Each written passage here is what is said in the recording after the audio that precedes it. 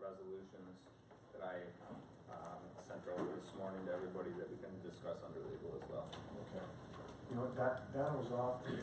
Oh, I have, you know what, I printed them, I got them on a copy here. I have them here, I can read them. Okay. They're settlements to Article 7 tax hearings. Okay, okay.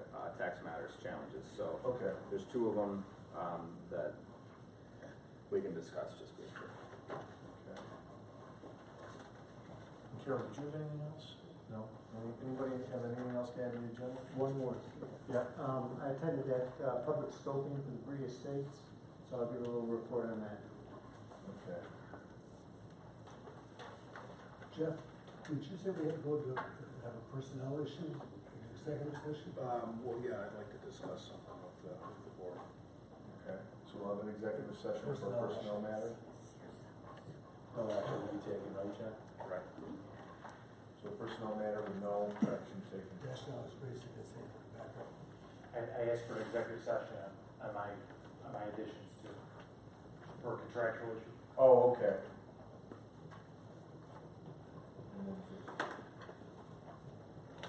Contractual issues. Carol, you got conditioner on? I have no idea. I saw it on. It's cool enough. Can I get a motion to approve the agenda? Make a motion to approve the agenda as amended. Second. All in favor? Aye. The Niagara Falls Air Reserve Station presentation, it says remove it. We're gonna be coming at 9:23. So we will not do the presentation from Mr. Cooper tonight, sorry about that. Resident statements. I have Linda and Jack Carlson from 435 Kenwood Drive. Okay, you know, I was here on the 22nd of July for the town meeting about the fence at 439 Kenwood Drive. And at that time, Mr. Master said that the Scullies were given a 30-day notice to comply. I received an answer back from you on August 14th saying they were given notice. Now, Supervisor Broderick just told me that it is in court. I would like to know when the court date is because I want to be there.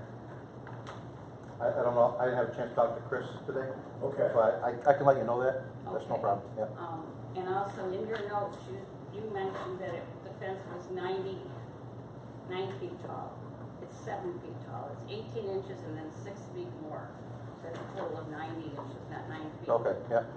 Okay, and they did reverse the boards to the right side after the second time they were stopped, Yep. so. It has to be 6 feet tall regardless, yeah. And how far, that 6 feet, how far can they go up into the front of the yard? Because they're up in the front of the yard, 5 feet. In line with the house, What do you mean? in line with the front projection of the house, Does that include their front porch? yes. So they can go 5 feet? However far that porch No, I'm approaches. saying they can go 5 feet tall? 4 feet in the front yard, 6 feet in the Well, they're side 5 yard. feet in the front. Well, the whole thing is wrong, so it doesn't. Okay. I only have one more question. When they put that, and give them a variance, and they put on that extra room and everything in the back, what is the code on the new drainage? Aren't your downspouts supposed to go into the ground and be drained out to the front? If it was a new house, yes. If it was an existing house and they were on splash blocks before, then no. Even though they added As long that as it's not a problem with a It's neighbor. causing us drainage problems. This is the first I've heard about that, so. Yeah, it's draining into our yard. So that was done, what, a year and a half ago? I'm Well, just hearing about it now? no, because before they didn't have that cement pad. Now they've got a cement pad along the whole side of the house. When we go out to look at the fence, we'll certainly look at that. Okay, thank you very much. Thank you very Thank you. much. I got, you know, last month when we were here, we were talking about the variance. And Tim Masters mentioned that, you know, you go through a whole process with this variance, meeting and going over everything. But once they get the variance, they can do anything they want. No, Now, did that make sense to you? but that's not what he said. Yeah, that's what he did. No, That's good. No, he said how, I believe I remember correctly, he said how it was addressed, they didn't have the stipulations that you were talking about in there, and he can't enforce it. It's not that they can do whatever they want, it's, I believe, go ahead. Yeah, what they got a variance was to come so many feet closer to the property line. They didn't get a variance to say this is gonna be an attached garage or living space That's what- inside the house. That's what it said on the letter that we received from the town. Well, We're asking for a Yeah, but that 10-foot wasn't part of the variance. motion of approval. What, the motion of the approval was they can come so close to the property line, that's what the variance was No, for. what if I wanted a 10-foot variance? Ask for it. Yeah, this. Yeah. They're right on our property Yeah, as it is. that's not my call, it's a separate board. They No, give I know. a variance, yeah. The point is, they got a variance to put a garage in. They did a lot more than a freaking garage. And we brought Absolutely. that up, Yep. And They we asked- remodeled the whole inside of the house. and we asked, well, Then why haven't their taxes gone up? on that. Again, that's not my department. But we asked about that, they said, well, once they got the variance, they could do what they wanted with that. That's what I was told. Once they got, once they got the variance, they got a remodel permit to remodel their house, as long as they got a permit, they can reconfigure that space inside the house, no different than Wasn't you. that put in the letter to us? We are under the impression that. it There's was no just for the approval garage. process for remodeling their house. Because we came to, we discussed it, because we're gonna be on vacation that day they had scheduled a meeting, so Yep. we came early, a day earlier, and we asked. And all we were told is they're gonna put a garage in, because we were concerned about our pine trees, because they're only about Yep. 12 feet away from the house. And we were wondering, and they go 10 more feet, we're about 6 feet, or Yeah, 2 2 feet. now. So our trees, length, go right They all over go their to the house. garage. I have no control over what the zoning No, but board we were asking, approves. that's what our issue was, Yep. they said no problem, but they did a lot more than just put a garage in. Oh, yeah, they did, and it's all permitted and legal. Makes sense. Yeah. I mean, when you go to a meeting and go over the process, you should know exactly what they're gonna do. You shouldn't be surprised after it's done. And, and that's, I don't understand that part. Well, here's how it works. So let's say you have your house, and you want to come 10 feet closer to the lot line, and the zoning board gives you approval to come 10 feet closer to the lot line. Then you come to my office after the fact, and you say, I got my variance to come 10 feet closer to the lot line, as long as it didn't say in the motion that this was a specific purpose, you're gonna plant 5 trees, it's only gonna be garage, and this is all part of the motion. If it's just a carte blanche, you can come 10 feet closer to the lot line. When they come in for a building permit, I don't care if they put the kitchen on your side or the kitchen on that side, as long as it meets We the don't code. care either. I don't Yeah. care either. Well, it sounds like you do. No, because when we got the notice from the town, it said that Lori Pasquale had requested a 10-foot variance to add a garage and a 36-inch man door. Yeah, but that's what they needed the variance for. They didn't need a variance for anything else they did inside the house. Well, in other words, they can build what they want without a variance, is that what you're saying? That's what I'm saying, right? So as long as I got a building permit. Yep, and it meets the town Well, code. That's correct. That's scary. Well, you have the same rights as they do, so, Well, yeah. that doesn't mean 2 wrongs make a right. Yeah, well. But it's Thank you, pretty Mr. and Mrs. bad that you Carlson. can pay to have your We'll, codes. we'll let you know when the court date is. Okay. Okay, thank you. Okay, thank you very much. Paul Torrey, 7320 Colonial. Good evening. Hi, how are you? I'm from the town of Niagara. This relates to Bree Estates. The scoping document, a copy of it was sent to the town of Lewiston, dated July 29th. So from that date, the town of Niagara had 60 days to answer to the scoping document as for Bree Estates. We had a public meeting last week, and Mr. Jacoby was kind enough to come up and make some comments there about it. And it pertains to the environmental impact for the town of Niagara and Lewiston, because as you may know, Lewiston will absorb all of the water, not some, all of the water that comes from this project. They are proposing to build a pond, possibly 1 acre or more in size, which after a major rain event can hold up to 2 million gallons of water.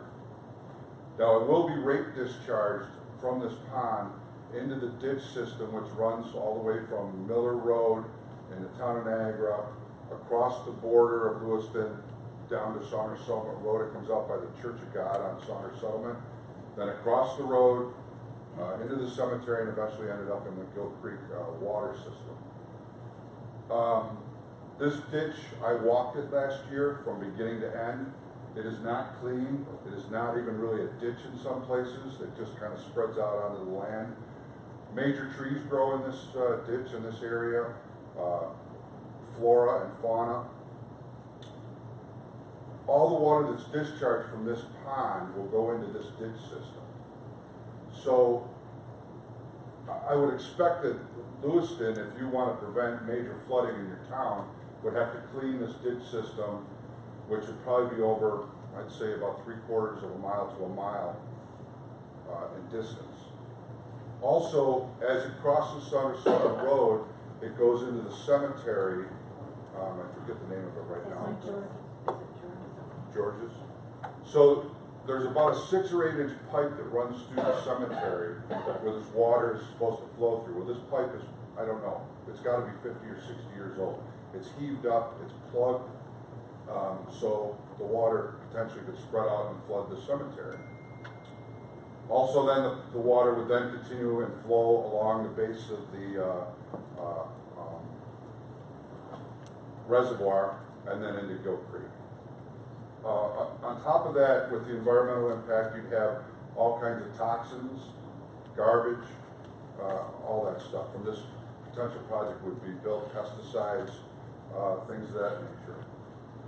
Also, once you build a project, all the water is multiplied tenfold as it runs off the roofs, driveways, so forth, so on and so forth. Like I said, you will have a duration of flow or a rate of flow, but that flow is going to be, right now when you have a rain event, it flows off the land or is absorbed by the land, but now you're going to have water continuously flowing through this ditch system. And the trees that are there, there's potential to tear down and tear up 20 acres of trees, and a mature tree can absorb up to 100 gallons of water per day. Also, they want to raise the elevation of this project 4 to 6 feet, not only above my house, but above your town. So they're creating an elevated space. To me, what that says is anything that's built in the future beyond that is going to have to match that elevation. So you're continually raising up the whole town until it ends up being above everyone that lives there. We hired an environmental specialist last year, which was a contributing factor to the positive declaration that the town of Niagara imposed on the developer. Now they've come back with the scoping document. The town has to answer to this scoping document, and then they have to make revisions if they see fit. They also can say that things are not of a major impact and explain why. The town of Niagara is going to have a work session next month. They're going to fill out the scoping document, which goes to the developer, and then they answer to that. So if you guys want to have any input in what happens to your town as far as this water goes, that would be a good source for you to put in written documentation or send a representative. We went through the scoping document as a group, that's the Concerned Citizens of Niagara Lewiston, and we filled out the question and answer as it pertains to the seeker and the DEIS. I would like to submit that to you tonight for your review, and if anybody on the board wants it individually, I can email it to you also. So, with all that said, do you have any questions for me? No, I don't think so. Okay. Thank you. Thank you for your time. Okay. Steve, could I do my thing on the free estates thing now? Would that be all right? Appropriate? Sort of dovetails with this. Okay, go ahead. All right. I just don't want to get into a back and forth. Oh, no, it's not a bad deal. It's pretty much in agreement. The free estate subdivision, it's a 115 lot subdivision in the town of Niagara. It's on approximately 40 acres of land. Paul points out that the property is to be raised 4 to 6 feet above the surrounding property. Runoff water is to be drained into a detention pond, with any water in excess of the pond's capacity directed into the town of Lewiston. The concerns for us, due to the increased elevation of the project and the large amount of land being paved or covered by homes, virtually all of the rainfall will run into the retention pond. The town of Niagara's concern with flooding and issuing a positive deck is distinctly separate from the problem the town of Lewiston may be faced with, being that their solution is to direct the excess water into our town, where it may be excessive for our natural drainage. No proposal for the maintenance of Lewiston's ditches, streams, or floodplains has been proposed, offered, or hinted at, giving the distinct impression that out of sight, out of mind is the primary operating guide. I believe that it would be in the best interest of the town of Lewiston that we actively look after our interests before we are faced with an expensive and ongoing flood problem. That's based on what I got from the meeting, from the documents I've seen. Okay. Thank you. I'm sorry, Mark Kenward? Is that how you pronounce it? Mark Oh, I Kenward? did, I thought we had to find that. Oh, okay, never mind. Lindsay McIntyre? Same thing? I'm sorry. Mary Lodico? Jackie Allen to a lot of people. Okay. Good evening. Yeah, go ahead, we can hear you. My name is Mary Lodico. My address is 724 North Ridge, number 219, Lewiston, New York. I am here today to express my concern regarding the posted speed and present traffic pattern for the project called Legacy in Lewiston, interfacing the project called Condos at Ridgeview. I have a poster here.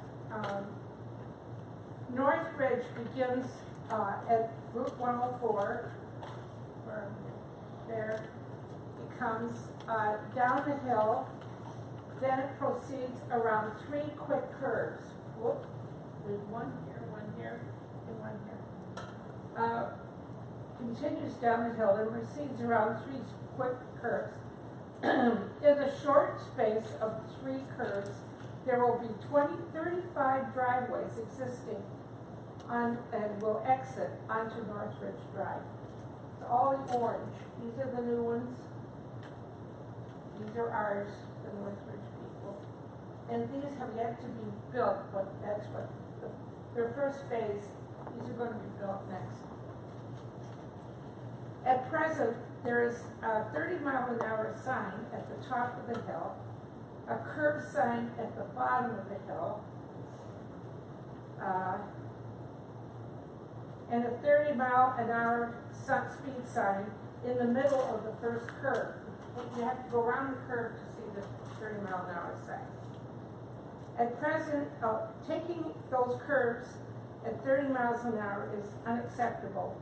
Young people joyride to take on those 3 curves.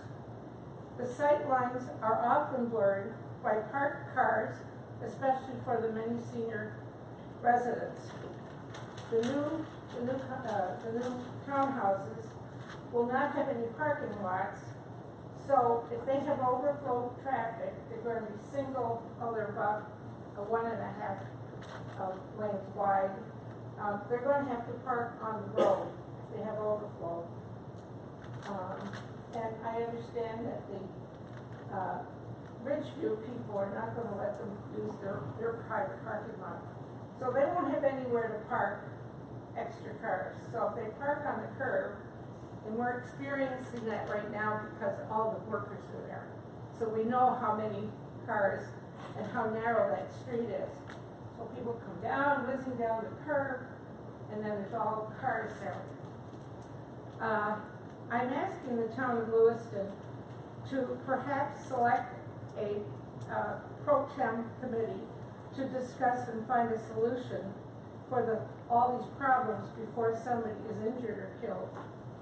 I also find it difficult to understand how permission was given to build 2 townhouses right on the curve. These are right on the curve that they're going to be built. Thank you for your time and attention, and if you have any questions, I'll try to answer them. Thank you, Mary. Unfortunately, Dave Trane couldn't be here today. He's camping, so Dave Trane will be one who would address some of these concerns as well. Is there parking currently allowed on North Ridge? Like if Well, you can park there, but it's very narrow, so if there's a car on both sides, then it's hard for a car to get in the middle. And they do come down that hill, barreling down the hill. And I tried going 30 miles an hour on the curve, and it's too fast. Jackie, where are the stop signs? There's a stop sign right at the top. Oh, the stop sign. The stop sign is coming out of this project here, right there. There's one there. There's one there. There's none on Northridge, except for the annex. So, I mean, I'm not gonna go any farther with this. I just wanted to be proactive and tell you that this really, because at this point, these are not, this is phase 2 for next year, and there are 9 more buildings down here. The cardboard wasn't big enough. So there's a lot of driveways and a lot of traffic, and then they're cutting through Legacy to get to Creek, which is, we knew that would happen, but then people are going up there, so they don't have to do the loop on 104. So we get a lot of extra traffic. I do it to check the progress. I'll stay out of there. No, I do. I know, well, Yeah. that's the way it goes, but Well, I'll discuss it with Dave Trane, because I know it's been brought to his I'm gonna attention leave this here before. because I have no use for it. Okay, you can leave it right there. Yeah. We'll get it. Just put it on the Will floor. I sign it? Yeah, so Yeah, possibility. That's a good drawing. Actually, I just finished a book about Lewiston, and I'll be signing those books. Okay, thank you very much. If you just want to put it on the floor, you can leave it right on the floor. Yeah, just like that, yeah, thank you. Josh, will you alert the chief of this presentation? Okay. So with that, we will adjourn the, get back to the agenda, and resident statements, and go to department head statements. Gerald, do you have anything for Donna? Yeah, Donna has a couple items. She's requesting permission to declare a Hewlett-Packard Scanjet N6310 scanner, serial number CN8B6A60DZ, as excess equipment and request permission to put on Auctions International. It was purchased in 2009 and is still in the box. So moved. No one? Second. Approve motion?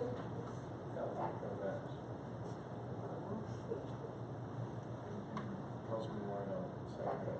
We have a motion, a second. Any questions? All in favor? Aye. Opposed? Thank you. And Niagara Falls Country Club notifies the town they've applied for renewal for an alcoholic beverage license for their clubhouse, grill room, and patio. That's just for the board. We usually just say received and filed. Yeah. Yep. Okay, thank you.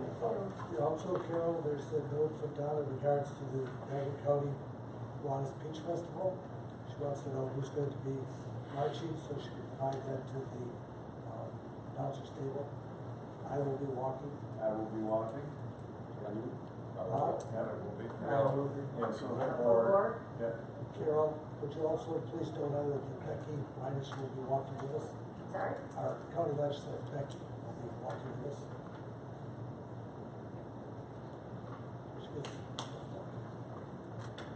Thank you very much. Captain Kane, anything? No? Tim? I did a review of the parks buildings you asked me to do. Yes. So I'm in the process of writing the report. I don't know if you ever found out our relationship with the private and how extensive you want that report to be. Yeah, I would say just with ours and maybe we'll shoot a park. Because I did talk to the chiefs at both fire halls, and I know Sanborn was looking at doing some work on their buildings, that they're their buildings, so I think we're okay there. Okay. I'll have that done by the next meeting. Okay, thank you. Jackie, you're on the agenda. Jeff Ritter. I'd like to let the board know the highway department is going to be doing some work out in front of the treatment plant. It may close Fletcher Road down just east of the entrance to the treatment plant, probably for a day. Close the road down completely? Well, they say for 4 hours, but I think that it could probably go longer than that. It's a good time until Davis is still open. That helps people coming from the other side. Dave Trane had gotten the okay from the DOT and I believe the parks to have truck traffic go through there to River Road in the meantime. You've informed the school board? haven't informed the school. I don't know if he did or not. He just told me what was happening because of the trucks that we have coming to the plant. Would you touch base with David and ask about the school board? Sure. That's Wednesday? Wednesday. Jeff, It is was that supposed to rain? happen tomorrow, but I guess because there's some rain that they're gonna postpone until Wednesday. Is that drainage he's working on there? Yes.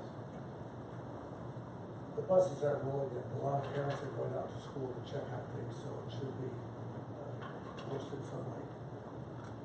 Thank you. Anything else? Dan, Zeno, anything? Nothing? Bob, you're on the agenda. So, Mrs. Maggard? Anything? I did want to mention though, Speak up. on the Bree Estates, I'm concerned about the people that live on the Miller Road area, because their backyards are a mess now, and it's only gonna get worse. Thank you. Okay, approval of the meeting minutes. Move for approval of the July 22nd meeting. Second. Motion and a second, all in favor? Aye. Opposed? Audit payment. Make a motion to approve regular abstract of claims number 2053 to 2271, and recommend payment in the amount of $248,567.89, plus a post audit of $9,026.57, and that's for August 12, 2019. Second. Motion and a second, all in favor? Aye. Opposed? Okay. Make similar motion for August 26, 2019, to approve regular abstract of claims number 2,272 to 2,387, and recommend payment in the amount of $245,448.05, plus a post audit of $27,211.26. Second. Motion and a second, all in favor? Aye. Opposed? So carried. And I'm sorry, Mike Dash, I forgot for department head, did you have anything? I'm under this memorials. Okay, thanks, sorry about that. We have no old business, pending business, Children at Play sign on Meadowbrook, it was installed on August 9th. And, Bill, did you, I know you had something to do with that, too. David Trane, I worked it out. Okay, that's good. And then the Riverfront Park resolutions, they're still pending, there's no action taken on those. New business. Can those be just taken off the pending, and we'll revisit them way down the line? Yeah, I think the next time we're gonna revisit is after the environmental meeting in September. New business, any residents, public correspondence? No. Okay. Under my liaison report, we have a request, everybody's got it here from the county. They're building a pole barn up at the Bonds Lake. I'll read it. Supervisor Broderick, I'm the Deputy Commissioner for Niagara County Buildings and Parks. We're looking to build a new barn at our Bond Lake Park located at 2571 Lower Mountain Road. The county has had building permits in the past and have not been charged. We've been told the permit to build the barn will be $1,950. We have an extremely tight budget to get this needed storage barn completed. I'm writing to you to request this permit fee be waived for this project. This will help us with the cost of building the barn. Thank you for your consideration. That's from Jeffrey Gaston, Deputy Commissioner, Building and Parks. And I talked to Mr. Masters. He said this is kind of standard operating procedure, but he can't waive them until it takes a board action. So I've asked for a motion to waive the permit. Second. Motion second. Any questions? All in favor? Aye. Tim, did we have to be specific about what permits, or just blanket enough? Well, for this project specifically, it's Just for this project? pole barn. Building permit. Okay, thank you. Lewiston number 2 additions. Lewiston number 2 would like to add Joel Flegel, 5985 Garlow Road, Niagara Falls, New York, 14304. And ask for a motion to add him to Lewiston number 2. Two names, did you hear that? I have another one, yeah. Morgan Goro. Move for approval as presented. Second. All in favor? Aye. And now we have 2 deletions. We're asking to drop Michael Mountain from Lewiston Fire Company number 2 and Eric Beresco. So move as presented. Second. All in favor? Aye. So moved. And now, legal, Thompson. I've got a couple things. Number one, there was a solar project that went through the planning board recently. Mr. Masters has recused himself from that, so I'm just bringing it up today. It needs to be put on the agenda for a public hearing for the next work session. So the board should just make a motion on with regard to that. This is a solar project done through Borrego Solar on Williams Road. It needs to be put on for a public hearing. Move to set a public hearing on said project, Second? September. 9th. September 9th. You September have a 9th. question? At 6 o'clock, yeah. Do we have any paperwork on that, or it's just the one we've been working on all along? I mean, I don't know if there's any new paperwork for us, but. It's just a call for the public hearing? Yes. Okay, Yeah, sorry. yeah. So September 9th at 6 PM, with a motion, with a second? Second. With a motion and a second, all in favor? Aye. Opposed? Okay. And then we have 2 Article 7 civil tax challenge cases that have been ongoing, that the parties have reached a resolution. We just need board action to allow for the stipulation, the settlement stipulation. I'll just read them. They sound very similar. The one is for Ridgeview at Lewiston, and it's written as follows. I believe I emailed them to you earlier today. I'll just read them out loud. This says, Steve, did we discuss this in executive session? I think we already did. Yeah, we did. I Yeah, don't. we talked about it. They advised us, I believe, that there was a settlement occurring. we can discuss it again if you'd like, Councilman Geiben. I will say, as you'll hear as I go through this resolution, this is on review and approval of the town attorneys as well as your town assessor. Okay, so let me read the resolution. It says, whereas there's an ongoing Article 7 civil tax challenge relative to Ridgeview at Lewiston, and whereas the parties wish to resolve this matter by stipulation, and whereas the below stipulation has been reviewed and approved by the attorneys for the town and the town assessor, now therefore be it resolved, the Ridgeview at Lewiston Article 7 tax challenge will be resolved with an assessed value of $4,200,000 for the combined parcels. Refunds are waived and the freeze extended 1 year for each year waived. That's the resolution. I would ask for a motion and approval from the board on that. And it's your recommendation to do so. Yeah, that's our recommendation, yes. Can I get a motion? Motion approved. Motion, can I get a second? Okay, any questions? Okay, all in favor? Aye. Opposed? Okay, thanks. There's another one that sounds very similar, and it's a very similar resolution. It says, whereas there is an ongoing Article 7 civil tax challenge relative to Historical Square, and whereas the parties wish to resolve this matter by stipulation, and whereas the below stipulation has been reviewed and approved by the attorneys for the town and the town assessor, now therefore be it resolved, the Historical Square Article 7 tax challenge will be resolved with an assessed value of $2,600,000. Refunds are waived and the freeze extended 1 year for each year waived. Similar motion. Second. We have a motion, a second, any questions? All in favor? Aye. And that is all I have. Okay, thank Thank you very you. much.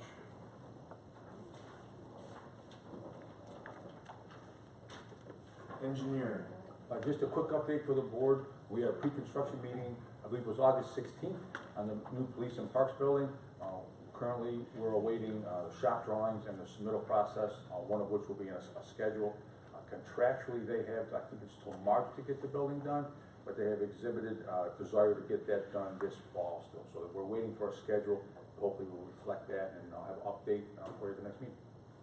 That's it, unless there's any questions. Thank you. Any Quick questions? question? Is that coming from the contractor? Yes, from Morton Building. Yeah. Thank you. Finance. I have some budget revisions to go over with the board. The first one is for $3,097 for the parks equipment budget from the parks contractual budget to cover the purchase of a replacement basketball hoop backboard, and speed bump system for Kiwanis Park. So moved. Second. All in favor? Aye. Opposed? The next one is to move a total of $6,000 to the grant writing services contractual budget by moving $1,878 from the B fund contingency budget, $2,000 from the data processing contractual budget, and $2,122 from the engineering firm contractual budget. And this is to cover the 2019 contract for the grant writer. So moved. Second. Motion and a second. All in favor? Aye. Opposed? Carried. The next one is to move a total of $475 to the senior center equipment budget from the senior center contractual budget. And this is to cover the purchase and installation of a new hot water heater. So moved. Second. Motion and a second. All in favor? Aye. Opposed? Comment? Check your water heater, 475 installed. Sorry. It may be more expensive than that, it just might be to cover the cost. 975 altogether. I was gonna She already say. had 500 in her equipment. She I'll just take needed two. the additional. Going down there tomorrow. Just look at your basement, yours is gone. The next one is to move a total of $20,000 from the sewer admin contractual budget to the sewer treatment and disposal equipment budget. And this is to cover additional lab testing and other expenses through the end of the year. So moved. Second. Motion and a second. All in favor? Aye. Opposed? Carried. The next one is to move a total of $1,370 to recreation seasonal concession payroll budget from the recreation seasonal concessions contractual budget. So moved. Second. Motion and a second. All in favor? Aye. Opposed? Carried. And the last one is requesting to move a total of $12,075 to the recreation seasonal special events payroll from the recreation seasonal special events contractual budget. So moved. Second. Motion, second. All in favor? Aye. Aye. Opposed? Carried. Thank you. That's it. Thank you. Councilman Bass.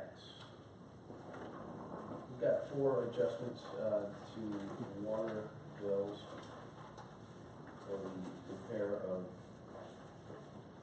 pool liners. First one, I would make a motion to refund to Elaine Collister at 554 Greenfield Road, the amount of $60.75 for repair of her pool. All of these have been vetted by the water department or heat department, and they qualify based on our policy. So move all at once. I could do them all, Mr. Chair, so that would be, There's one that doesn't qualify. are they right? Is that just the 4th one? No, it's, there's one that I, there's one that I haven't, that I didn't think we were gonna do tonight, the one that you added to the The agenda. Creek Road one? Yes, I don't have that information. Oh, fair enough. Okay, so I want to do them one by one. Yeah. So I make the motion to credit the 6075 to Elaine Collister. The green, is that the Greenfield? Greenfield. Correct. Yeah, that should be approved. Okay. Thank you. We have a motion and a second. All in favor? Aye. Opposed? Carried. Second is to credit $72.90 to Amanda and Brendan G. Again, that's $72.90. They are at 652 Raymond Drive, Lewiston. I would say that that is not approved. Oh, The sewer use agreement, what we have agreed to was above ground pool liners, fixing and replacing, in-ground pool fiberglass or concrete repair. understand. That's an acid wash. I understand. Okay, so we won't take any action on that second one. Right. The clerk could write a letter explaining that. Okay. The third is a refund of $121.53 to Elizabeth and Enrico Cardamone at 607 Briarwood Lane, Lewiston. That fits within the sewer use agreement. Second. There's a motion and a second, all in favor? Aye. And apparently, Opposed? sorry. That's okay. And then apparently we're not going to handle that Creek Road request yet. Yeah, let's pass on that for tonight. I have a notice about some information with regard to putting some items onto Auctions International for the police department. Do we have any further information about this? It said in my notes, it says that the bid amounts were going to be given at Monday's meeting. You know that? Okay, we can just table it until our next meeting. Hold on 1 second, because the last time we did that, the buyer backed out, and we went into a, Carol, do you know anything about this? You wanna step up and call the chief while we move on? Because the last time it Well, came, we have all the bid amounts.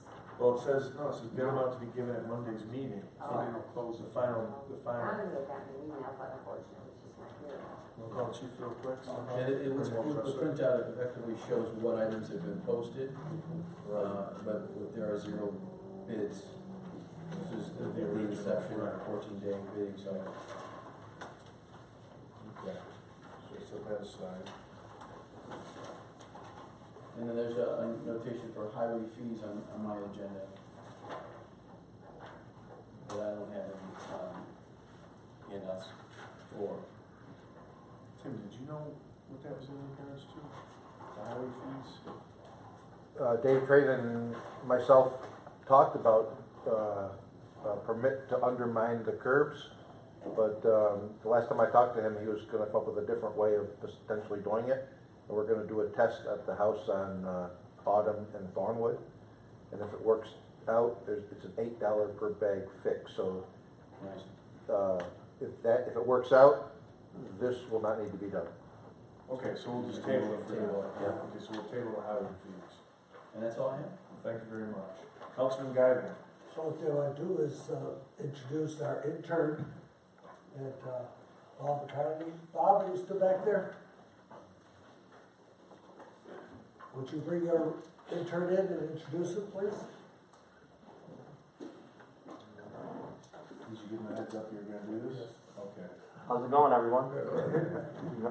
This is Nico Ciotoli. He's a digital media major at Niagara Community College. Yeah. And he will be doing an independent study this semester, and he will be recording all the town meetings. Thank you. Awesome. Thank you very much. For having me. Paulette, you're not clapping. Bob, did you get him on camera? Oh, sorry. I think so. Okay, thank you, Bob. Everything, Anything else? everything that I was thinking of has been resolved already, so. Okay. Councilman Jacoby. Tom, I think I'm supposed to read this, the town of Lewiston local law. A call for public hearing? Oh, yeah. Oh, yeah, Ned. not Tom. Ned. Sorry. Go ahead. Okay. Read it. A local law amending the towers law to permit the construction of lattice towers, be enacted by the town board of the town of Lewiston as follows. Chapter 320 of the town code, local law number 4-1997, entitled Towers Law of the Town of Lewiston, provides for the construction and operation of telecommunication towers, radio and television towers, wind energy conservation tower arrays, and similar facilities.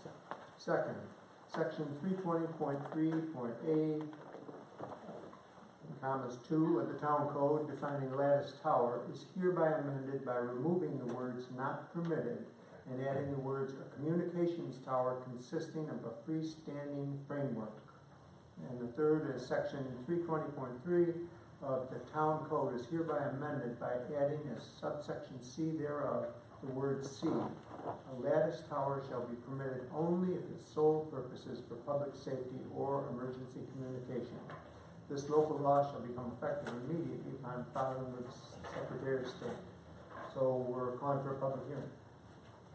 That's correct. When would that be at our next board meeting? Yeah, it would be September 9th at 6 o'clock. I would hold them back to back. That was the motion, second? I think we already called for public hearing earlier. Yeah, on the other, that was on the solar farm, right. So you want to keep it at the same time? Well, 6 and 6:10, I mean, you know, if it goes longer, it goes longer. And then I have, Do we need a motion? We need a motion. Yeah. Okay, we got a motion and a second. All in favor? Aye. Who Okay. was the second? Bill. this I've read, but I can't seem to find the paperwork for it, Tom, is the NC Public Safety Communications Proposed Lease Agreement. Is that something you sent in email? It's right here. You don't have it? Is this it? Yeah. Right? Ned? Yes, I sent it over last week, I believe, Mr. Jacoby, that we did send a copy to you. Since that time, Councilman Geiben has brought to my attention that Tim Masters had some comments. This is That's not it. Yeah, that's not it. This is about lease. Oh, no, I sent the lease over. Tim Masters has some comments on the lease that perhaps it should have a language in there regarding an easement for the installation of utility lines to the lattice tower. The place to be occupied, the exact area is 50 by 50, but there's going to have to be some sort of power run to it, or some utilities run to that. So there should be an easement between the town and the county to allow the installation of the utility lines. So the lease does not have to be approved tonight. You can put that on your agenda for the September 9 meeting. I'll put language in the proposed lease, make sure everybody has it, regarding the easement. And the easement may have to be a separate document once we know exactly. It'll probably be during construction here, just before we'll know right where the utility line's going. And we can put a 15-foot easement or something like that running from Harold Road to the 50 by 50 spot.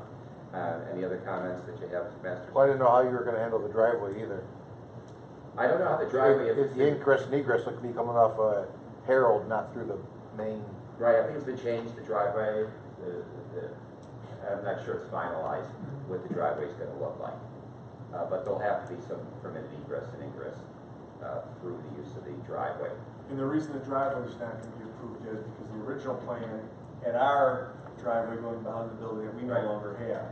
And that needs to be, okay. Right, so we can do that all at once, a separate document saying, providing for the easement across the town property for the installation of the utility lines, and also ingress and egress on the road when it's finally. So we can put some language in the proposed lease for the September 9 meeting. I'll give it to you pretty soon. Then are we all up to speed on the tower as far as the county's concerned? Well, I've been communicating with Claude George. I sent him over the proposed lease. He says it's fine with it. It's as you see, it's a 20-year lease. No lease payments to be made during that time. And the county, once the lattice tower is constructed, would allow the town to have access also to the utility poles. The utility pole is going to be moved from Harold Road into the area. They'll need a utility pole, and the town will be allowed to hook up to the utility pole as part of the lease arrangement that we reached with the county. Okay, great. So we'll table that until September. Thank you very much. The only other thing I heard was, appropriate or not, I'm gonna say it, we should welcome back Polly Glasgow. Good to see her back. That's all I have to say. Okay, thank you very much. Councilman Morreale? All right, we got a tree removal agreement at Kiwanis Park with Annette Berniak for the total amount. How many trees were there?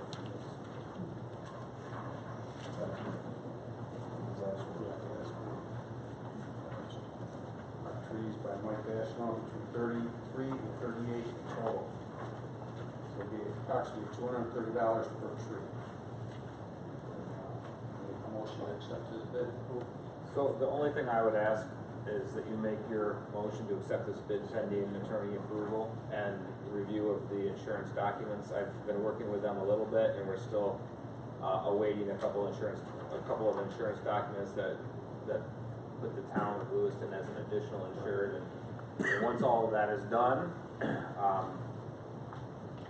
we can approve and sign off on this. So the motion, I guess, for this, what you're looking at tonight would be a motion to accept this and also to allow Supervisor Broderick to sign the contract once the attorneys have reviewed the insurance documents and the contract generally and given the approval. There's one line in here that's figured to be at or around $230 per tree. Right. For a total of $8,050. Yes.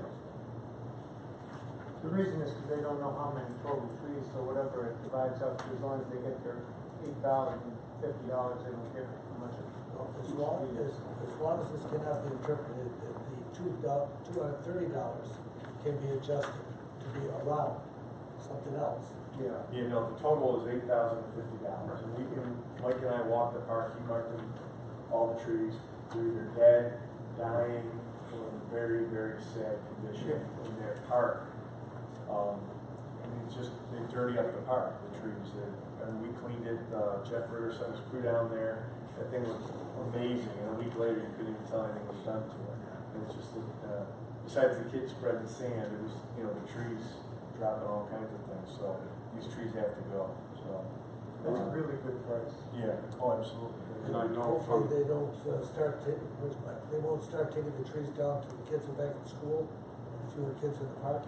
When we signed the contract, he's about 3 weeks out, but we discussed with him doing a 2-day grace period where we're going to notify as many people as we can that we're gonna close that area down, while he's working. And obviously we keep it closed down if we feel like he's, you know, at a point where it's gonna be a danger to anybody that goes there, you know, in between days or anything. So we're on the same page with that. I think it's $230 per tree, but I think that he wrote that because that refers to, we marked 35 trees. Those 35 trees are all going. They were all marked on a map. They were, you know, they were written out on the tree, so people that bid on this were able to see that. What I think what he was saying is we might have missed a few. We might be at 37, 38, 39. And if that occurs and we do a change order, that's the price he would stick to per tree. That was the only discussion I had with him on that. But that $8,050 for those 35 trees, that is the set price. There's going to be no variance in that. You got a 45-day completion unless weather or something comes up. Or... Correct. Like I said, he's about 3 weeks out. This isn't a green space project. These are easily accessible trees. They're pretty much out in the open. You know, this isn't a special condition. He's not going to have any problems getting to any of the trees or, you know, being in mud or anything like that, or not seeing the project for its whole. It's pretty cut and dry. They're, you know, open area trees. Get at them and go. Okay. So the motion should be for $8,050 and based on attorney approval. We did. Yeah. Second. Okay, we have a motion, a second. All in favor? Aye. Opposed? And we need one for me to sign. Make a motion for the supervisor to sign the agreement. Second. All in favor? Aye. Opposed? Thank you.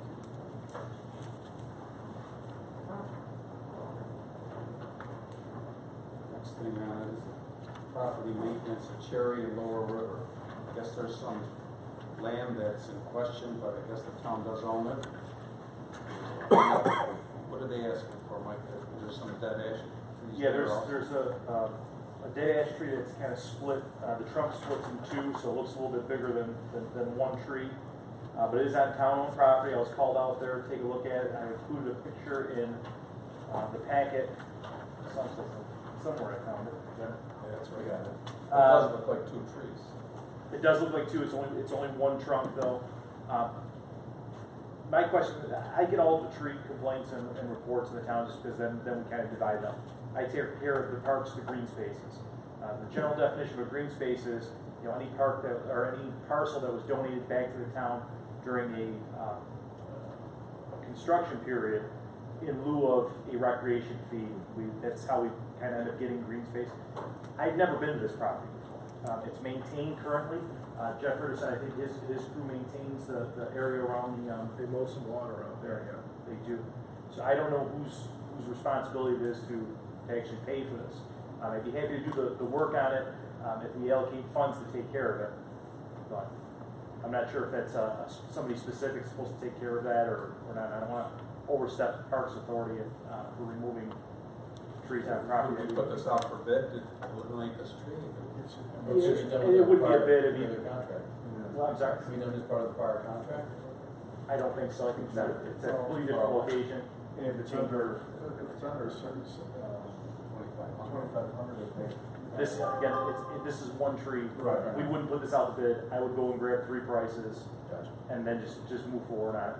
The tree location, you can't really see it by the pictures, but there is a smaller carriage house, I guess, behind that property that has its own address, and that tree is literally hanging over the top. Okay, yeah. I drove by it today.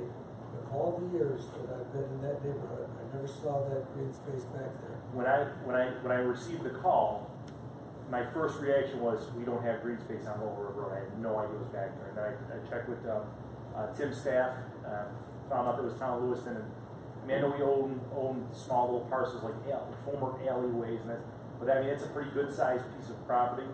It's in a location that's kind of strange, but we own it. Basically, a forever green area, basically landlocked, with a Yeah. 20-foot wide easement strip, which is probably ours. And there's a sewer line that goes through there, and it looks like it was, I mean, this whole area was excavated down back in the 80s, and it's maintained.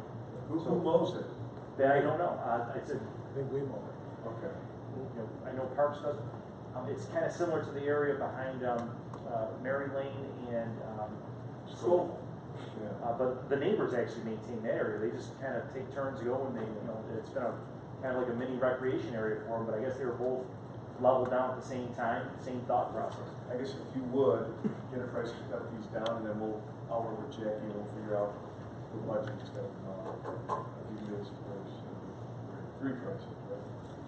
So, Jeff, it was basically put in there as a part of the sewer project, to be able to have some space. I don't know about that. In fact, I was shown a picture of the tree, and I didn't even think that I didn't think anything that was hanging over the top of anything. Yeah. When it was originally complained about, was gonna send somebody back in there just to take it down, because I don't think you'd be able to see it, in a couple of months. I think it'd be all overgrown. But if it's hanging over something, we probably don't wanna have anything to do with that. Thanks. Real quick, Captain, did you hear? Approve is presented. Pardon? Approve is presented or submitted. Well, we don't have any prices. We don't have any of the bids. It's got a note on here that says the bid amounts we've given at Monday's meeting. We don't have So she any. printed these off prior to the. Yeah, it's got 14 days left. So we can't approve it. Does he have an email with the prices? No, we didn't receive nothing. With what the. Well, I'll go double check. Go ahead and continue with yours, and then we'll take a quick break, and I'll go look and see if I can find it. These went out. You need them again? Mike? Well, are we going through these agenda items? Or? Yeah, it's under you. Where we go? Mike, we're gonna go through these agenda items next? Yes, please. So I added 8 additional items onto your agenda, so you got me for a few minutes here. If you don't mind. I don't know. Actually, number 2 on that list, the agreement application for Sam Ward Park bathrooms. If you don't mind, I'd like to have you guys table that until the September 9th meeting. I'm still updating prices on that, and I'd actually like to get the opinion of a general contractor before we kind of concrete some prices in. Number 1 is the review and approval of agreement application for Kiwanis Park basketball court. On your desk there. This is a narrative application for this particular project, Kiwanis Park. What we did is we went with one general contractor to give us one firm price on start to finish construction. That price is $180,000. And what we are doing is building from scratch in one of the last areas that we can build in it. let's call it a top of the line, but a fully intact and fully performing basketball court and a half. Right now, we currently have a basketball court integrated with the multi-use court, which was formerly the 4th tennis court in that park.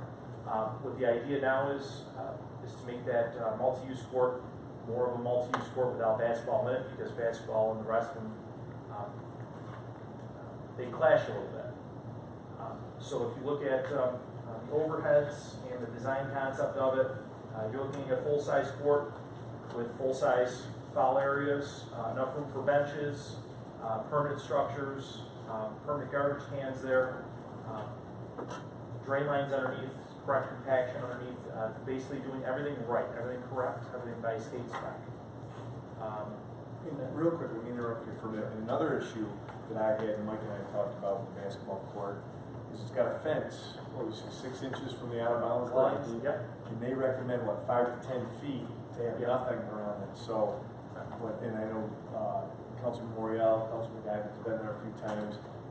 It's dangerous. I mean, you go to get a ball, and it's dangerous. So what Mike and I had talked about is leaving the multi-court as a hockey, for hockey, street hockey, maybe some lacrosse.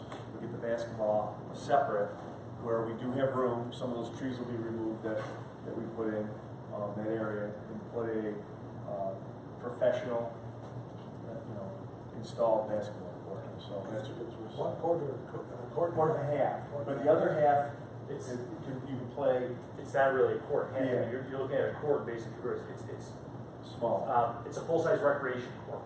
There will be one court that's a full-size high school-size basketball court, same as we have currently, without the fencing around it. And then you have basically your overflow court, where if we so choose, we can start hosting our own events there. We can start actually having an active recreation program with basketball there. Basketball has become pretty much one of our most successful programs now. We're going to 2 full seasons this year, indoors at Newport. A lot of this is based off the help that we get with our volunteers. We have some passionate basketball people.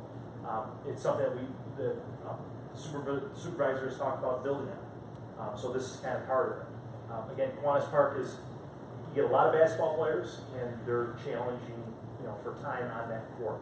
You also get a lot of hockey players there too. Okay. What's your expert opinion on the adjustable? Get rid of them. Never again. Never again. So these will be permanent? Yeah, those are going to be the permanent grill type same ones that we do. The adjustable ones we did in 2011 at Kiwanis, immediate failures. Every court we did after that, we did Cornwall Village, we did Sanborn. We actually did the Villages courts. We put in non-adjustable, heavy duty. They've held up better? Much better. Yeah. Yes. And the only damage you can really do to them really is you really have to put something through the back to get the result you want when you're going to vandalize something. And then that might, will they be repairing the fence that was cut out for the nets? Will they be fixing that? That's separate from this project. That court itself is separate. We're just, Greenway basically says that we have to build new. So any repairs that we do there, we are missing a backboard there. The backboard that we tried to replace it with, it's out of date, it's out of stock. So it's basically a custom fit. We're having issues replacing that one.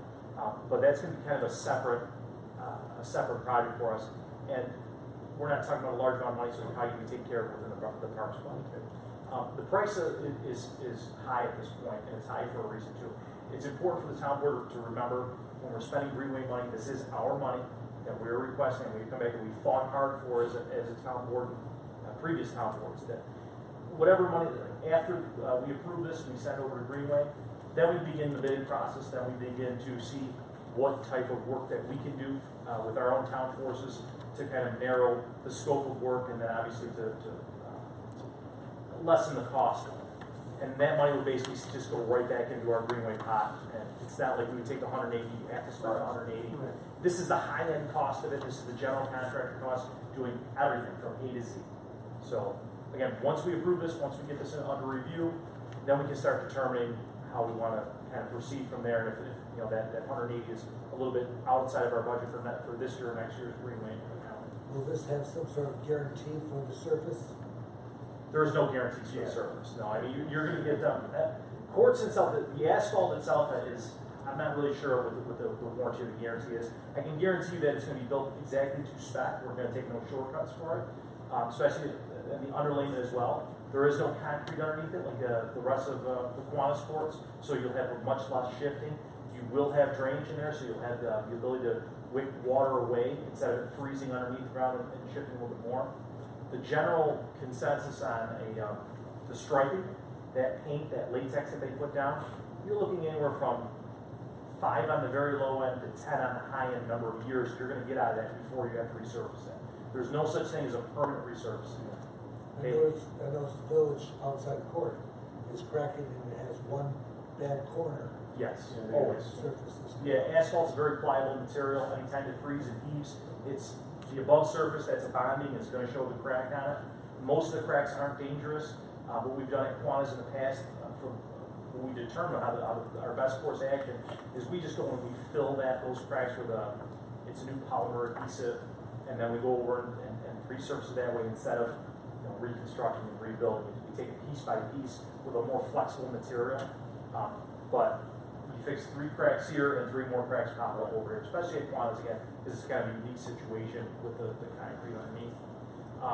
But again, there's no guarantees at all that any type of construction put underneath isn't going to crack, isn't going to heave, isn't good.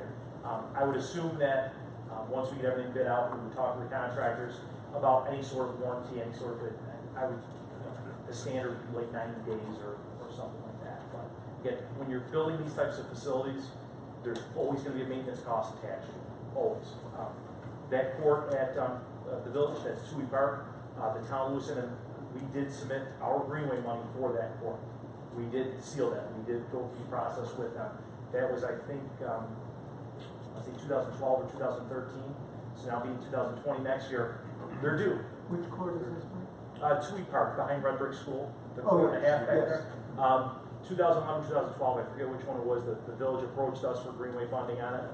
We built their bathroom, we built their playground, we built that, we refurbished the court, put in all new baskets and made it look nice. And always had that cooperation with the village for any recreation opportunity in the village is generally going to affect a lot of opportunity for town residents as well. So you need a motion tonight to... Actually, if you look on the back of this packet here, I'm sorry, before you're going to have to do an authorizing resolution that I, Donna, Garfinkel, Town Clerk of Town Lewiston, located 1375 Road. And with that resolution, that would give Steve the authority to sign that. The submission date for the next greenway application is September 10th. So I'll read this in the minutes then? I think actually Carol has to read it. You gotta read it in? Okay. Yeah, because it says identical. Can you pretend to be down there? So read this whole thing. Where is, read from where? This is I, Donna Garfinkel. I guess you say I, Carol Schroeder. I, Carol Schroeder, Deputy Town Clerk of the Town of Lewiston, located at 1375 Ridge Road, Lewiston, New York, 14092. Do hereby certify that the following resolution was adopted at a special town board meeting of the Town of Lewiston held on August 26, 2019, and is incorporated in the original minutes of the said meeting, and that the said resolution has not been altered, amended, or revoked, and is in full force and effect. Whereas the town board desires to acquire the funds to complete town board Alfonso Park court restoration. Whereas the town board desires to provide this type of amenity to residents at the lowest possible cost to the town and town taxpayers. And whereas the town board desires to apply for financial assistance from the Niagara River Greenway. And whereas the town board commits to providing the required local matching funds to ensure the timely implementation of the proposed project. Therefore, be it resolved that the town board authorizes and submits an application for the Niagara River Greenway funds for the Quantus Park court restoration in the amount of $180,000. And be it further resolved that the town board authorizes the supervisor to sign all documents and agreements related to the Niagara River Greenway program application. Resolved that Steve Broderick, the supervisor of the town of Lewiston, is hereby authorized and directed to file an application for funds from the Niagara River Greenway and execute a project agreement for such financial assistance to the town of Lewiston for the proposed Kiwanis Park Court restoration. Second motion? Yeah. Before I make a motion, the word restoration, would that Remove it. involve the issue when we get to? Remove it. That should be removed from them. It should be installation. That was my mistake on that. So wherever restoration is, it should be installation. It's in there twice. This is a new build. Yes. So we'll make the motion with the changes As amended, yeah. amended. Okay. Go ahead, Bill, make the motion. I'll make the motion to accept, authorize resolution with changes made. Is there a second? Second. We have a motion, a second. Question? Was there a price mentioned? Yes, $180,000. So that's total. That use it. Yeah. We also do, subject to attorney approval. Yeah. From what I can understand, and I haven't seen this resolution or the application that you guys are reviewing right now, but what I gathered, based on this conversation, is that what you're doing is a resolution to apply to the Greenway Commission for approval of the funding. Yes.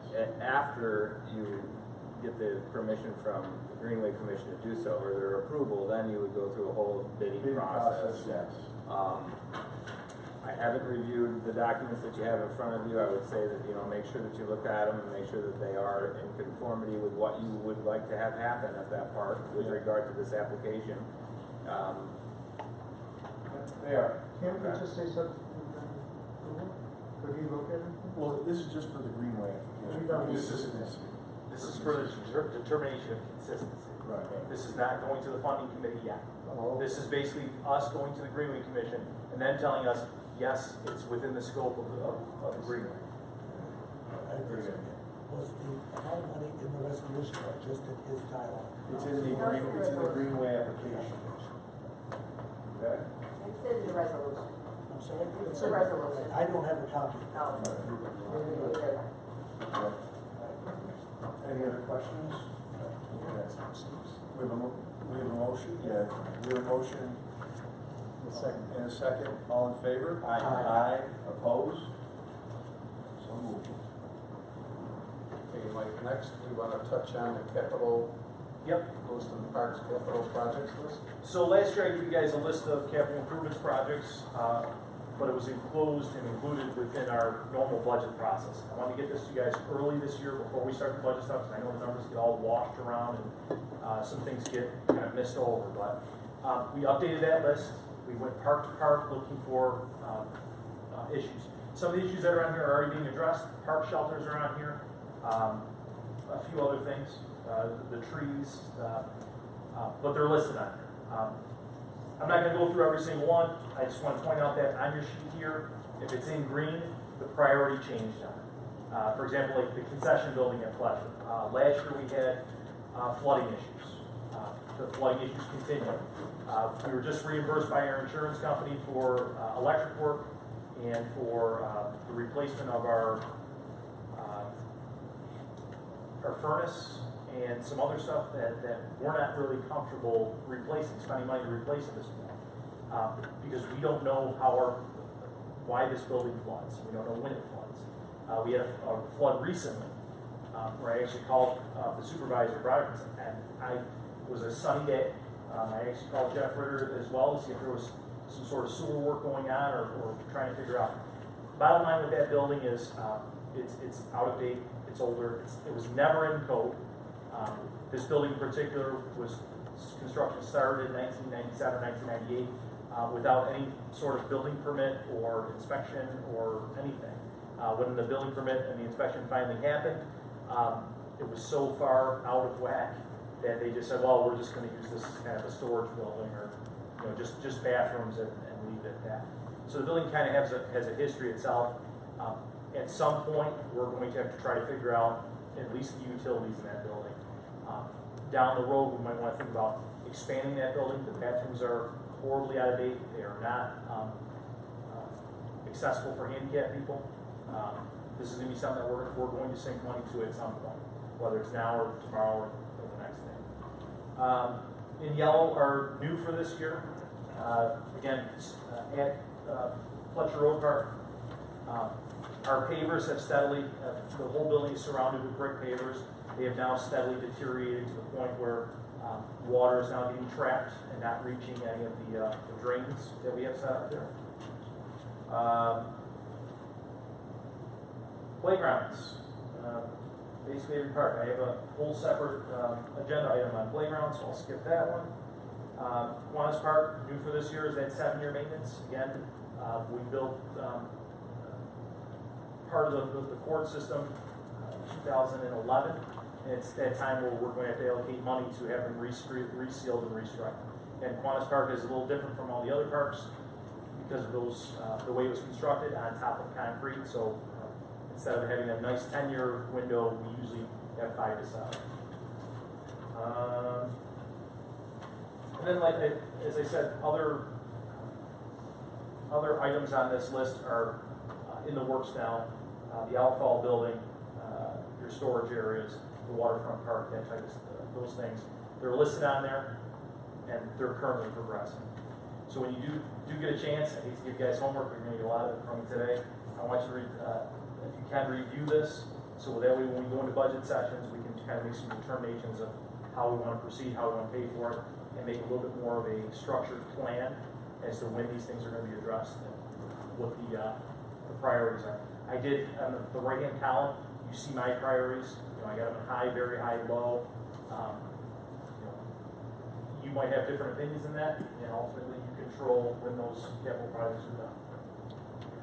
Mr. Supervisor, I think this would be an excellent topic for a real work session where we all sit around the tables down below and have the documents in front of us, maps and reports, so that we can process this before we get to budget matters. I agree. I agree. We haven't done real work sessions where we've sat at the lower tables with our department heads. All right, the next one on the list is the Lewiston Parks Playground Condition Report. Okay, so I got you this report here. Again, more homework than anything at this point. Going through all of our different playground units. Kiwanis Park constructed in 2011. With Kiwanis Park, because it's the way it was designed, the way it was built, I kind of felt it was important to go through and tell you what our goals were when we designed that playground and what went right and what went wrong. Especially knowing that we have a few playgrounds that are right now up to be replaced. Kind of take a look at some of the things that didn't work quite like the way we wanted them to, and some things that actually did work. So Kiwanis Park with 2011 build, we can readily get parts for that. We do replace things fairly regularly. So we don't have any issue. We don't have any major issues there. Very good condition, due for full replacement. We estimate about 2030, which is seems like it's a million years away, but it's 10. The general lifespan of a plastic and light metal structure, like those playgrounds are now, is about 20 years. About 20 years. They're not like the old heavy metal slides where you put them up and 40 years later, they still look the same. These things were designed with a little more safety in mind, and so you get a little bit less use out of them. There's always a little give and take, safety versus structural integrity, I guess you would call it. Fletcher Road Park. Constructed in 1980, this unit is at the end of its lifespan. No other way around it. We cannot get parts for this anymore. We recently went and refurbished I shouldn't say refurbished. Just went through it as a Parks Department, made sure all the bolts were tightened up.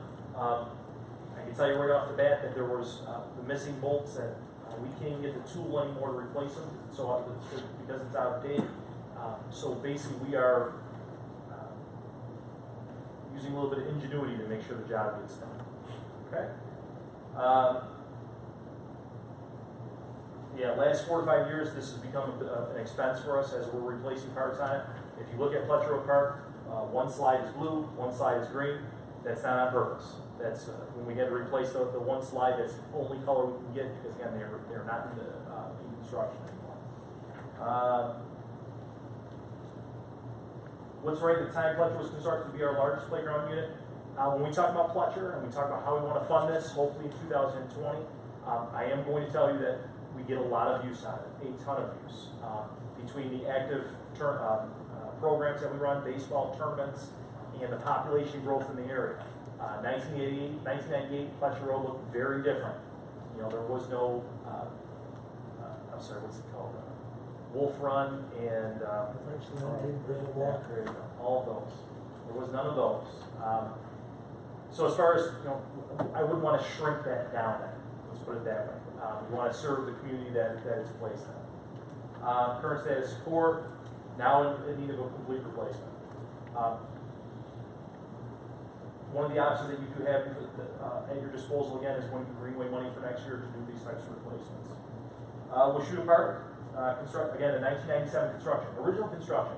When I say original too, I want you to understand that a lot of these playgrounds were built after the Monterey Agreement was signed. There was an influx of money. Town board determined that we would kind of expand on the parks and build within them. So that's why when we say original build, we're talking about basically 96, 97, 98. Lachute Park is different because it's constructed on private property owned by the Lachute family, leased back to the town on a long-term contract. However, that contract is up pretty soon. Current status, again, just like all the other 96 to 97 is relatively poor. It's exceeded its lifespan. My recommendation, or what I think you should consider on this particular one, is a complete removal of that playground. Unlike some of the other parts of the town, the population hasn't grown any in the center there. That playground is not used a lot. And I think the space, the limited space we have in that park, could be better used in other ways if we do choose to remove that. This week, you're going to see a removal in progress. We have a teeter-totter system in there. A few years back, the insurance company told us that if we make any changes to the park, that's one thing that we should remove. We're going to go ahead and rip that out. There's a lot of concrete buried underneath there and exposed. So we're going to take care of that. So you'll have one less apparatus in that system, which again, not going to make that large of a deal. I very rarely see outside of baseball games anybody using that particular playground. Colonial Village is 2016. That was an original 96 construction that we replaced a couple years ago. Obviously, the status there is excellent. The only minor concerns that we have there is usually vandalism related. We had to go and fix a bridge. Some kid, I'm assuming it's a kid, who knows, maybe it's an adult, but they figured out that if they pull a few pins, they can get them out pretty easily, drop a whole drawbridge, or a rock bridge, whatever it's called. Sanborn Park, same thing. Real quick on Colonial Village. The net, tennis can't be used. It's broken. Okay. Like you can't, I don't know if we have a company that takes care of that or we can call on. No, that's something that we can handle. Right now, we're currently, this is like the end of the summer thing, we're going park to park, addressing all the things that we kind of kicked the can down the road a little bit during our busiest summer months. We already took care of a lot of Pletcher Park. We removed a lot of the flower beds. We rebuilt a lot of the flower beds. Next, we're going to be at Kiwanis Park. We have an old water line that sunk down, and we're replacing that. We're removing the old posts for the volleyball courts, and then we'll just go park to park and just take care of any problems. Do you know what I'm talking about on the net? Talking about the crank? Yeah, it's broken. You can't. It looks like you'd have to replace the parts or something. I don't know. If you could do it, great. Yeah, we'll take a look at it. Generally, with something like that, even if it's ripped off, we have one of my guys is a pretty good welder. Goes and you take care of it. Or I would hate to pull that whole post out because then you're talking about a much bigger job. But we'll take a look at it. I'll probably have a report on September 9th on that one. Okay. Good to do because people will continue using that now that the heat of the summer is over. Yes. Just out of left field on this one too. I'm glad these things are always kind of brought up and brought to me. A lot of the park stuff is our work list is predicated on feedback. Whether I'm getting it from the community, from you guys, people will talk to you guys. I need that feedback. Again, if the supervisor didn't tell me there was a crank broken there, I probably wouldn't have known for the next 2 weeks until we got into Colonial Village Park. But now what will happen is tomorrow we'll at least inspect it and see if it's something we can fix or if something we can get parts in for. That feedback is absolutely important to us. We always kind of encourage the residents to either use our Facebook pages, the emails, If they talk to you, try to get them in touch with me as soon as you can. And there's so much stuff in the parks, we miss a lot. Okay, that's just the nature of it. Okay, so I'm sorry, so Sanborn, I'm only like 4 in it, this is gonna be a long time. Again, 98 construction, go through all of it. We did do 2 additions on there recently. If we decide to remove and replace, which would be probably the most prudent way to go, there are the 2 new units that would probably stay within the plan there. Church on the Escarpment, again, 97 build. That lease was terminated about 10 years ago, but the playground and the structures still remain there. That's something I think the town board should address as soon as possible. The playground is, of course, in poor shape. When they terminated the lease, the church had told us that they would maintain the area. From everything I saw, I don't see very much maintenance being done. Everything's rusted out, everything's faded out. All the metal surfaces are powder coated. The powder coat is peeling away. The rust kind of goes up and through.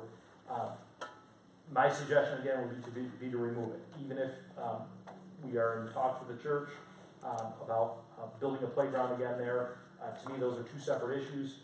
We need to get this old equipment out of there, or maybe sell it back to them to get us under the cloud of liability that we have there.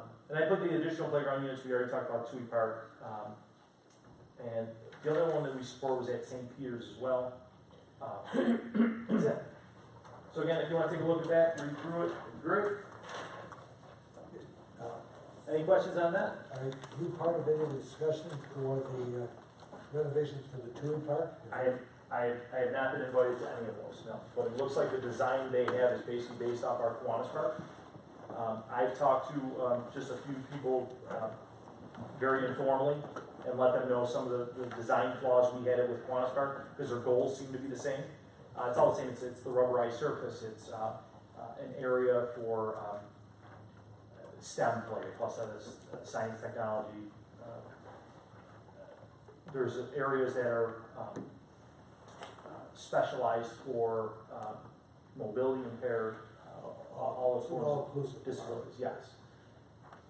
We had that exact plan in 2011 with Kiwanis. Some things worked, some things didn't. There's things at Kiwanis that I wish I had done a little bit differently to be a little bit more inclusive. One of the things at Kiwanis Park is the original concept had the diggers there. The diggers did not last long at all. They were broken pretty quick. Replaced, rebroken, replaced, rebroken. Finally, just removed. It only took about 3 years. So just small items like that. If I were to be asked, and again, I kind of voiced my opinion on that. They sound like a great plan, but the more moving parts you have, the more maintenance you have, the more opportunity you have for the disappointed people. When those diggers came out, there were disappointed people. Hey, why weren't these ever fixed? And we had to explain them, well, we did fix them 6 times, and it just wasn't worth it for us to keep up with them. So Mike, what you're kind of saying, we need a master plan of all the parks and see what's going to be done. Yeah, I mean, Obviously, the they got a shelf capital list kind of goes with that, but the playgrounds is going to be, the 97s they're at their lowest. That's it, they're at the end of it. Those 3, we're going to have to find funding for it. I would imagine this coming year in 2020. Again, Are they dangerous now? Dangerous? No. I don't. Any immediate hazard, You correct. we try our best to correct. Yeah. Yes. And it's kind of like we just went through and walked all the different playgrounds, and basically what we do is, I'm 197 pounds. The heaviest guy that works for me is he's got to be about 300 at this point. But we give it a good workout, make sure that nothing's coming loose. Again, the moving parts is where we have the most problems. There's frog pads at Kiwanis Park that are, they're kind of a swinging apparatus that kind of do this, where you put your feet down and you swing from pad to pad. And the only thing that kind of binds them is a chain that gets connected down below ground level. We replace that chain probably once or twice a year. Again, just because it's a swing part. So that type of stuff we kind of are on the lookout for. The issues that we always have, small cracks underneath some that are immediately visible. But structurally, everything is sound. Nothing's gonna fall over at any point. But again, you have rust coming up, you have replacement issues, you have peeling, it's not even paint, it's that dry seal coating. You know, and that could happen at any point. You know, we can sand everything down, and then 3 days later, another bubble pops, kid goes on, you know, with bare feet or something, he cuts open to it, and they say, well, why hasn't this been corrected? And we go, well, we did sand it down 3 days ago, but another one bubbled up. These are problems that you're gonna get with a 20-year-old unit. You know, there's no way to predict when a bolt is gonna break or when, you know, a unit itself is gonna, you know, pop out. When it happens, we get the feedback, we either shut it down or remove it or try our best to replace it. Okay? Okay. Number 5 on the list is request for. Yeah. We already did that. Oh, so we did Yeah, we'll go that to tree executive issue. session for that. Sorry. So where are we going to number 7 then? Yeah. Review of the town of Lewiston baseball tournament. Okay, so again, more homework for you. I'm gonna bore you with it tonight. So we've been doing this baseball tournament, baseball and softball, for 18 years. Every so often I like to update the town board because you guys weren't here at the start of it. Al maybe was, not you almost. Want to give you some basic history here and show you guys what the tournament has supported over the years and what budget items and the benefits and the drawbacks for it, because there's always drawbacks of hosting a very large event. I put in some bullet points. Again, tournament history followed by benefits from the tournament. Just simple stuff. Budget items that we've replaced with regular budget items replaced with tournament funds. The refurbishments that we've done. I know Rob's kids were both playing, I think, when I first came in 2002. I don't know if you remember what the parks looked like back then and what we've done. Tournament money has either fully, partially, or completely touched every single one of those projects. I included some pictures too from 2002, the 3 parks that we have used tournament money on, to today, and show them the different things. There's a lot of work that we've done that you don't really see on the surface that contributes to keeping the cost of maintaining the baseball fields relatively inexpensive. And I say relatively because I've said it a million times, I'll say it again, there's no greater operations and maintenance expense a Parks Department can undertake except a golf course than a baseball field. Soccer fields, football fields are pretty easy. If it's raining outside, you throw the ball out there and you say, you know, go for it. Lacrosse, the same. Baseball's has quirks in it. You know, that dirt has to be dry, so you have a lot of operations, a lot of maintenance on those fields itself.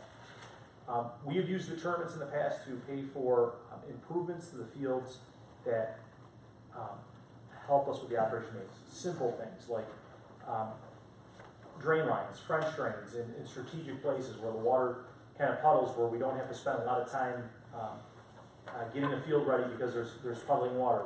We have it, you know, whooshed away. Even things like synthetic pitching mounts. You'd be surprised how much time it takes to maintain a baseball mount to be game ready.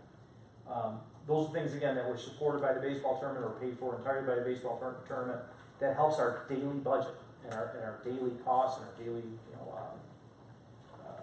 works priority list.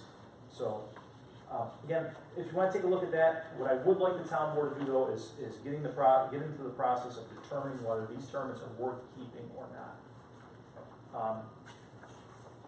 There is opportunity cost for running these tournaments. There's risks to running these tournaments. There's standard costs to running these tournaments. There is always going to be bleed over in our regular parks budget and our tournaments. I want you to weigh those, and I want you to come back, hopefully at the next meeting, and tell me if you want these tournaments or not. These tournaments were started as a fundraiser, and they transitioned into a way for us to pay for capital projects within the baseball program.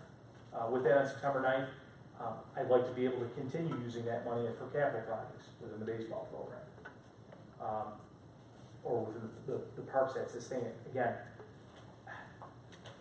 running baseball programs and operating baseball fields is expensive. In 2002, we came up with a way to alleviate some of the expense to the taxpayer, put it on the shoulders of people that were coming in from out of town. now it's up to you guys to determine if you want to continue doing that or not. Again, there's opportunity costs. There are things that we could be doing instead of baseball tournaments that we don't do. Again, I talked earlier about just recently, these past 2 weeks, we've been removing and regrading and redoing all of our flower beds.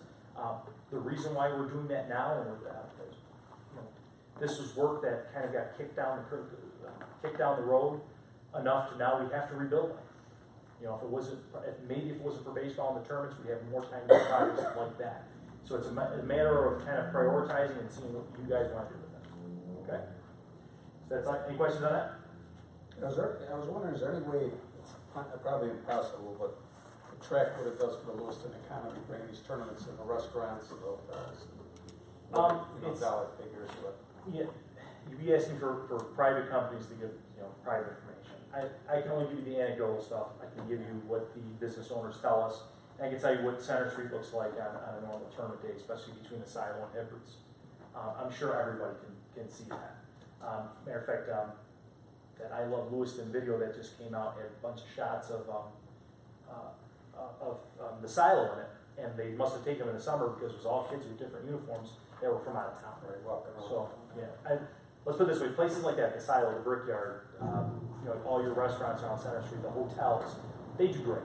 They do great. And in turn, they're longtime sponsors. They're longtime advertisers within the park. They show their appreciation. Many of them do. Okay, I'm sorry, were you done with that one? Yep, I'm done. Number 8, update on the ice rink repairs. Okay, so I just received a letter today, actually, dated September 20th, 2019. Monday's meeting, the village board did approve us for use of Academy Park for this year's ice rink. We have no guarantees going into the next year, but for this year, it was approved. So our normal standard operating procedure here is town board then approves me to begin construction of the ice rink and start. Let's go right through it. Operate the ice rink 2019-20, including spending allocated funds immediately on necessary repairs, publicity, and operations. And allow the Recreation Department to begin advertising for sponsorships and set a fee schedule, calendar of use for public information, public outreach, and information programs. So basically that would start immediately. As long as you tell me that the ice rink is something that the town board is ready to partake in. Like you said, the repairs are about $4,000. I actually, last week after the approval, I'm not 100% sure. It shouldn't be more than 4,000. I'm hoping it's going to be a lot less than that. The main things is the tent that we use gets beat up quite a bit. I know we have to replace a couple gable ends, which is the end pieces that are fabric. Those are usually not that expensive. Last year, somehow, 2 pieces of the sideboards are plexiglass, and there was 2 main pieces that were snapped off somehow. Of the actual rink? Of the rink itself, yes. That's going to be kind of like a custom-made bit, but it'd be somebody local that's going to just come in and take a look at it. I don't imagine that being overly expensive, but it'll just be a piece of plexiglass, a couple bolts in it, down and fit it in so it's not a hazard.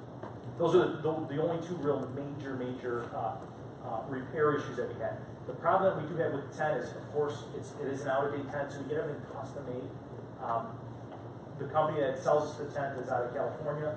They have an extended construction schedule on that because these aren't in production anymore, so they have to custom make it for us. So it raises the price a little bit, but it also increases the wait time.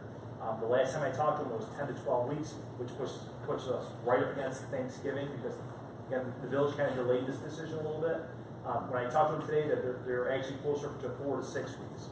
But again, the promise is never 4 to 6 weeks. The promise is 10 weeks.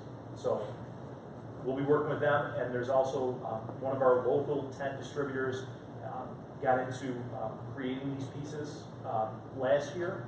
He's going to take a look at it this week as well, see if that's something he can do. I know, Bill, you're passionate about this, right? Any other opinions? We have the money to run it this year without no cost to the taxpayers. So, just to go over the funding one more time, for the first 5 years of operations, the ice rink was run entirely off of Greenway funding. What we did is we store the revenue for that, whether it was sponsorships, skate rentals, whatever it was. We kind of stash that away into a fund with the idea that at the end of the lease term, we would have this pile of money to either buy out the lease or continue the ice rink on. To today, we still have a significant portion of that money remaining. Last year, I believe, just give a round number out there, I think the loss on the rink, because we do lose money on the rink every year, was somewhere between $18,000 and $20,000. Hate to put you on the spot. I would have to look to be. Yeah, the operational loss. It was better than average, right? Because of the change in the time. It worked better Thanksgiving to right after the kids It was went a back to shorter school. season, yeah. Well, I don't think it was a shorter season, we just moved it Moved it, forward. Yeah, it was just moved forward. Yeah, which made a lot of sense, because Yeah. there's nothing more frustrating than driving by the end of January, and it was crickets out there, and you use it, you know. So I think it worked better, I think that was a good decision to change the dates. Now, 2 years ago, we had a disaster year. The season started with rain, and then it finished with weeks where the temperature was never above 10 degrees and wind. We have a sweet spot on the ice rink. That sweet spot is between about 32 and 42 degrees. That's when the rink is, the actual operation is running optimally. We're not spending too much money making the ice, but we still have a ton of people that want to come out and skate because the weather's not bad. When we get down to that 20, 25 degree level, that's when we start to struggle a little bit. That's when we start sending staff home. The operation is always going to cost basically the same, whether we have people there or not. So there's always a risk. I believe, talking with Jacob last time, we have enough to cover our worst case scenario for this year, which is always what we're kind of going to put I would forward. say one more year, a second year wouldn't sustain itself. Okay. Now, last year, most of the operation loss came from a real decrease in sponsorships. We had some sponsors that were used to spending, let's say X amount, and then this year, for whatever reason, was coming in. And a lot of it, I think, is a little bit of sponsor fatigue. We hit the same people every year. A couple years ago, when we really thought the ice rink was going to go under, we hit sponsors very hard. And we had some people come out and write, let's call it special checks, you know, that, hey, we want to see this succeed. Sponsor fatigue is a real issue for me, especially because we ask for money for the baseball program, we ask for money for advertisers, we ask for money for the ice rink. And it's not like we're New York City, where there's thousands and thousands of businesses to draw on. We're asking the same people over and over to continue to sponsor. It's And not a lot just of you people, asking you, there's everyone's asking you. oh, of course, See, everything. yeah. Yeah. Yeah, I can give you some examples. I mean, and if you go to, I'm on the fundraising circuit now, because my wife's job, and it's the same people with the same tables every week. You know, it's great for them. God bless them.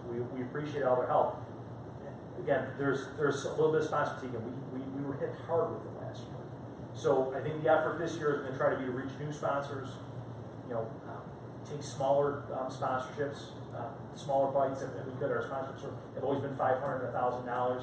That's always attracted kind of the bigger sponsors. But we need to be flexible as to what we're offering. So, Are you looking to approve this? He needs to get going on it, Yeah, so. can I make that motion? Yeah, go ahead. I make a motion, we approve the operation ice rink for this second.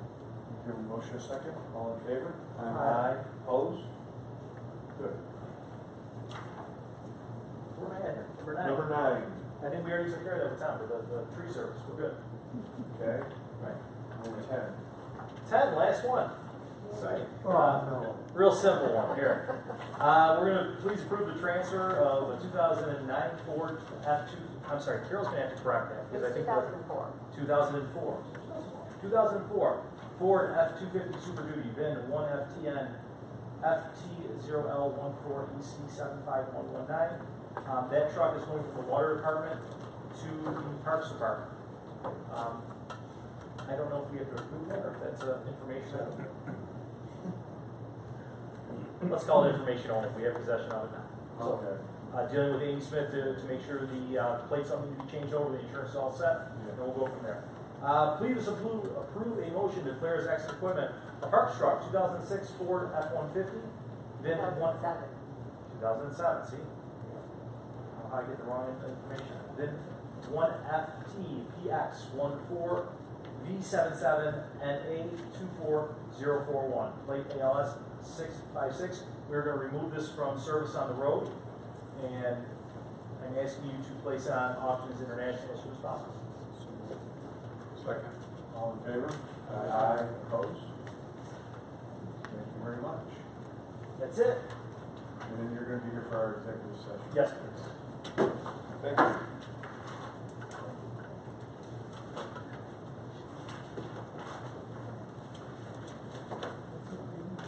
That's it for me, I don't have nothing else. Okay. Let me take let's take a 5-minute break, and I'm gonna see if I have that email that attached to that. 5-minute break? 5-minute break. Good.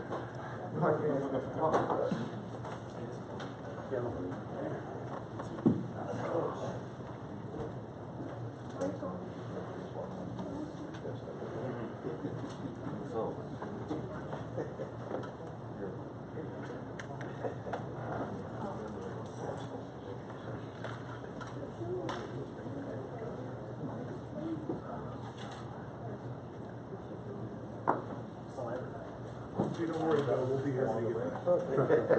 You wanna get the pizza?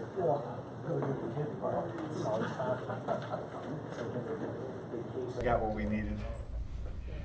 Poor Miss Garfinkel had quite the fall this morning. Oh. Miss Donna. Her dog pulled her, took off after some type of animal, and she took quite the spill, so she was off today. She's gonna be back in tomorrow. Yes. She said she's coming in the morning, so. I thought she was in much rougher shape than coming in tomorrow morning. I think she is, but she's coming in tomorrow morning because I think there's a lot of loose ends that she wanted to tie up. She's gonna be on crutches the whole night tomorrow. Yeah. Well, she's better by Friday night. Hey, Mike, just real quick, the final billing for the ash tree removal, are we touching that tonight, or is that, we didn't do that one? That's Executive session. It's very clear today, we have to hear it. Okay. Thanks.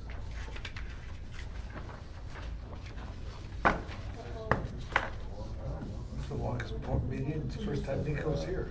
Yeah. Well, Al's talking to Carol, so we need both of them anyways. Yeah. They know we're ready? They're handling some top level important stuff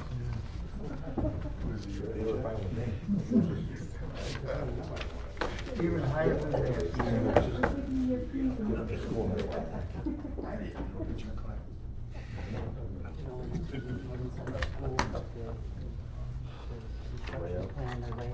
think at one point it was about 47 degrees with that air conditioner. I was gonna light a little campfire. Tonight? Yes, it was so cold. He was hot, that's what I You think he were was hot? getting at. Well, not, once it came on, it was more comfortable. It was warm at first. It was warm at first. I was gonna ask Well, Carol, so can I sleep have her up here share? and one of these with the air. I was surprised though, it wasn't noisy. In the past, when the air conditioner's gone on, it's been hard to hear. Yeah, it wasn't as noisy as it is. I don't know if they fixed it. We don't set up. Okay. Oh, you're hunting license? Yeah, I'm sorry. Just do it for Carol. Takes my time wisely. Okay, you ready? Yep. Well, we're back in. I was able to locate through a couple of phone calls. The total amount was $4,302. There were 43 items. So I would look to a motion to approve the Auctions International final bid of $4,302 on 43 items. So moved. Motion, Alback's motion, Councilman Morreale, second. Any questions? All in favor? Aye. Opposed? So moved. Thank you for your patience. Steve, can I have that? Yep, I did not want to have to wait another 2 weeks for that. Okay, resident statements. I had the original sign up, nobody else signed it. Would anybody like to speak? Okay, then we're gonna move to an executive session first though. There's a town board work session on September 9th at 6 p.m. where we're gonna have 2 public hearings. There's an environmental commission meeting on September 10th at 7 o'clock. Zoning Board of Appeals on September 12th at 6:30 p.m. Historic Preservation, September 17th at 6 p.m. Planning Board, September 19th at 6:30 p.m. And then our regular town board meeting will be on the 23rd at 6 p.m. Right, there's no, yeah, we're good on that. So with that, I need a motion to go into executive session with no action taken. So moved. Second. All in favor? Aye. Can we just make that motion clear that it's for the purpose of consultation with their attorney, for the purpose of potential litigation relative to a contractual issue, and for the purpose of discussing the personnel issues of a particular employee? So moved. Okay, thank you. Thank you, everybody. Enjoy your weekend. Labor Day.